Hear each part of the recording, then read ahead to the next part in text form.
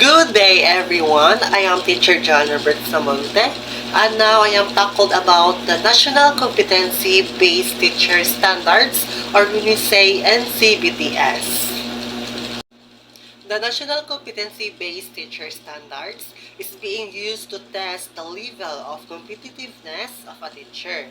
NCBTS defines effective teaching as being able to help all types of students learn the different learning goals in the curriculum, provides a single framework that shall define effective teaching in all aspects of a teacher's professional life and in all phases of teacher development.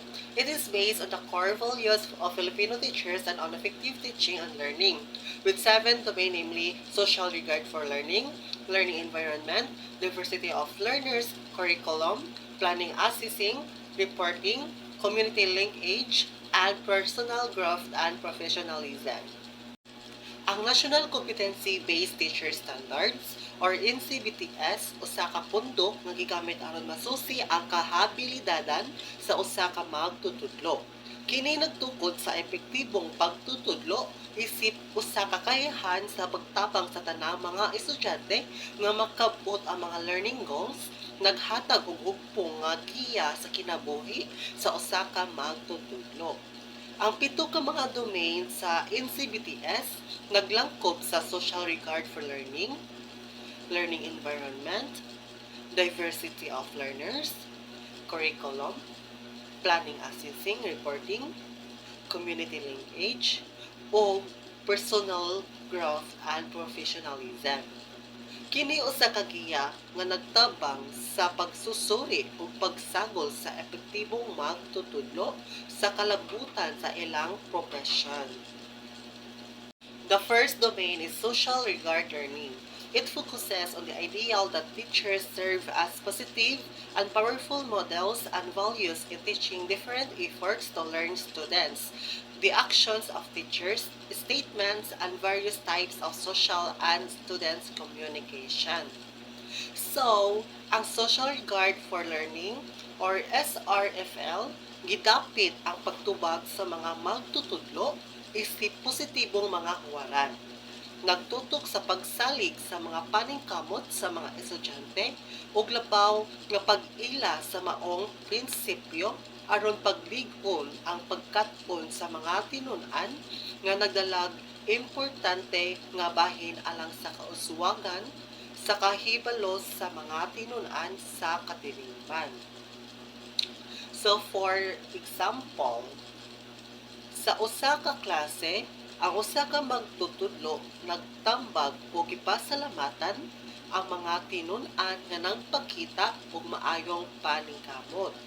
So kini nagpahamtang og positibong halimbawa og nagpalig-on sa tanang tinun-an sa ilang pagsulay sa pagkat-on.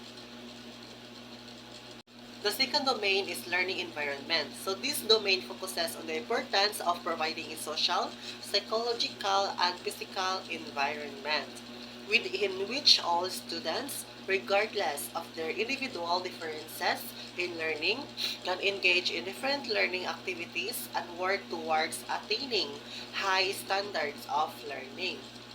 So ang learning environment mao kini ang nagtuon sa paghimo o kalambuan nga sosyal, psikolohikal o pisikal nga palibot diin makikambit ang tanang tinun-an. Bisan unsa man ang ilang individual nga kahilayan sa pagkaton, agud makikuban sa lain-laing mga tahas sa pagkaton ug mahimong nagpumangkon og taas nga mga standard sa pagkaton.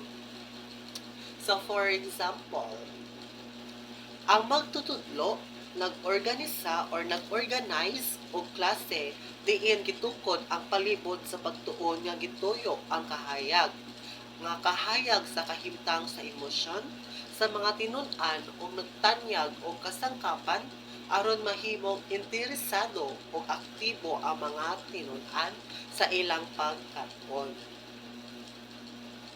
The third domain is diversity of learners. The DOL domain emphasizes the ideal that teachers can facilitate the learning process even with diverse learners. by recognizing and respecting individual differences and by using knowledge about their differences to design diverse sets of learning activities to ensure that all learners can attain the desired learning goals. So, ang diversity of learners or when we say DOL, gipaubos ang kahalagahan sa pag-ila o pagsalig sa mga kinaiya sa matag tinun-an. So, ang pagdisenyo o paagi sa pagtudlo nga kaangayan sa iba't ibang estilo sa pagkat-on o pag-ila o pagsalig sa malampuon nga kahibalo o kasinatian sa mga tinun-an.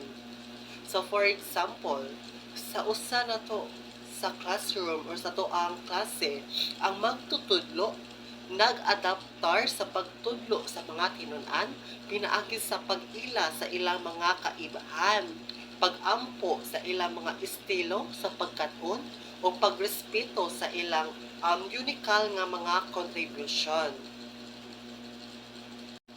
The fourth domain is curriculum.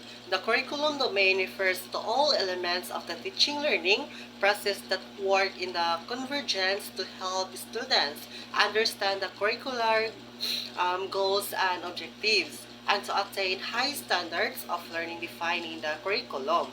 So these elements include the teacher's knowledge of the subject matter and the learning process, teaching learning approaches, and activities, and also instructional materials and learning resources.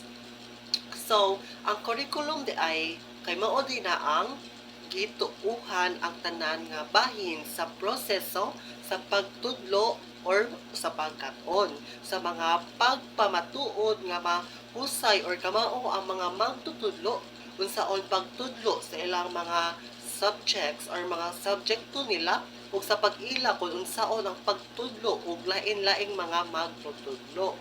So kini naghatagan kini og papel sa pag-organize or pag-organisa o pamatuod sa abilidad sa pagtudlo. For example, ang magtutudlo nagtukod og lesson plan nga klaro og nagpakita og kahibalo sa mga panginahanglan sa mga tinun-an. Kini nagresulta sa maayong pagkat-on sa gi-instruksisyonang subjekto or subject ug nagtudlo og organisasyon o abilidad sa mga pagtudlo. The fifth domain is planning, assessing, and reporting. The domain refers to the alignment of assessment and planning activities. In particular, the PAR focuses on the use of assessment data to plan and revise teaching learning plans and integration of assessment procedures in the plan and implementation of teaching learning activities and reporting of the learner's actual achievement and behavior. So, ang planning, assessing, or reporting, or when we say the part, gituon sa plano sa pagtudlo, pagsusi sa datos, o paghimo og materyales sa pagtudlo nga nagsiguro nga ang paagi sa pagtudlo maayo gayud alang sa mga tinun-an or sa mga students. So kini ang insentibo ang paghuna-huna o kreatibo or creative nga initiative nga inovatibo nga mga paagi sa pagtudlo ug ang pagsusuri sa epekto niini sa pagsuway sa pagkat-on sa mga tinun-an. So, for example, like a situational example, so ang magtutudlo, naghimo og maayong plano sa pagtudlo. Gigamit ang mga datos sa pagsusi alang sa pag-ayo sa pagkat-on sa mga tinun-an o nag-innovate sa mga paagi sa pagtudlo alang sa labing epektibong pagtuon.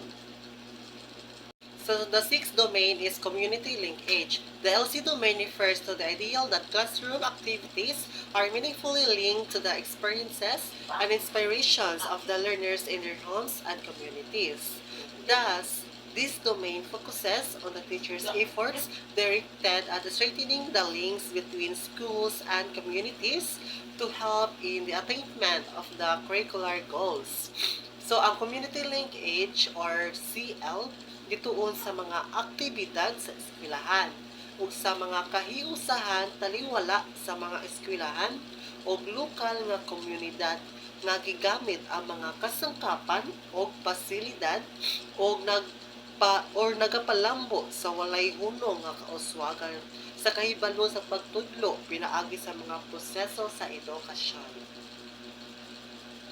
So, for example, mas institutional example, ang eskwelahan nagtukod o proyekto nga nag-uban sa lokal nga komunidad alang sa pag-ayo sa edukasyon. So kini resulta sa usa ka mas malikon nga koneksyon o nagtubo sa kauswagan sa kahibalo sa mga tinun-an o sa mga komunidad. So the last domain is personal growth and personal development. So the PGPD domain emphasizes the ideal that teacher value having a high personal regard for the teaching profession, concern for professional development, and continuous improvement as teachers.